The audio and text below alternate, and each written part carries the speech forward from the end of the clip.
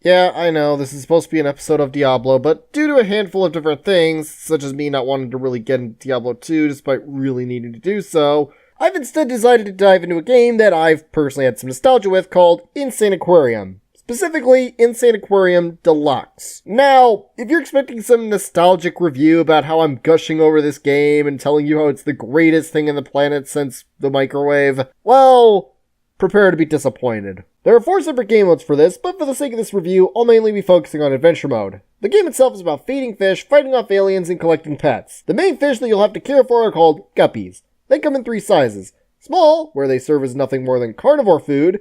Medium, where they poop silver coins worth $15. And large guppies, where they poop gold coins worth $35. You can also collect a variety of other fish, but I'll get to those with each tank. As well as caring for your population of fish, you also have to balance things out by periodically feeding them. To drop food, you simply left-click anywhere on the screen. You can also tap the glass by right-clicking. It doesn't do anything worthwhile, but it's something you can do if you feel like being an asshole to a bunch of virtual fish. Along with that, you can also buy baby guppies for $100, upgrade your food quality from brown pellets to ferret food to pills for $200 each, as well as upgrading how much food you can drop for $300, up until you can have 9 pieces of food on the screen at any one time. The other 2 items you can get are the laser upgrades, which you really don't need, as all it does is make the aliens drop faster, and the final item, the egg.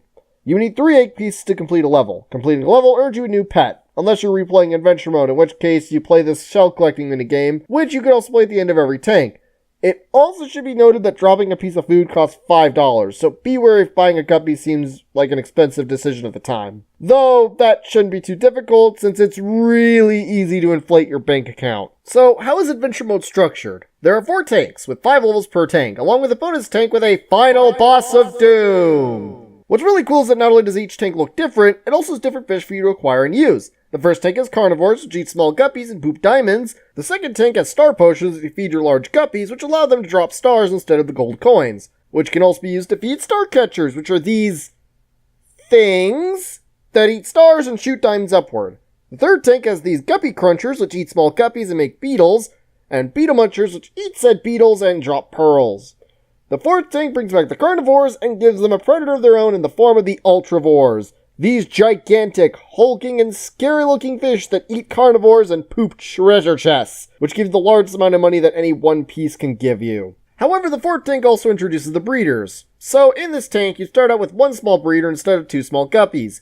Breeders have 3 stages similar to guppies, but instead of pooping money, they poop babies. And it is really easy to overpopulate your tank, to the point where I actually didn't mind a few guppies dying because, well, look at this. So, I guess I'll talk about the aliens then. Well, there are plenty, and they do have variety. And they all have their own names. And it's so cute. The first bunch is called Sylvesters, and they look like xenomorph mermaids. Now, ain't that a pretty image? Despite their menacing looks, they're the weakest of the bunch. The next one is called Balrog, and he's a catfish. Anyway, he's the second weakness and doesn't act too differently from Sylvester. The next one is Med Tank 2, and his name is Gus. He's defeated by being fed to death. What a fucking joke. Destructor is a giant robot that shoots missiles at your fish in an attempt to kill them. He's also bound to the ground, so yeah. Ulysses, on top of having a weird name, is similar to Destructor. Only instead of firing missiles that are destroyed in one hit, he hurls these energy balls that can be shot at and make them go wherever, can kill fish on contact, and can damage him if he gets hit with them. Psycho Squid is a squid. I mean, as opposed to being a pufferfish. Anyways, he has 2 different phases that he goes through. If he's red, he's aggressive as Sylvester or Balrog and will go on the attack. But if he's blue, he's passive and gains life from your lasers.